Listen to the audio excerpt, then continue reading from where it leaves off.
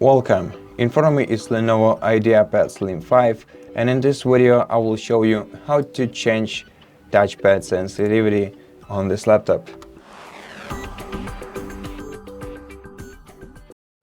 To do this, open the Start menu, then go to Settings, then select Bluetooth and Devices, then go to Touchpad, and here, by moving this slider, you can change the cursor speed from 1 to 10.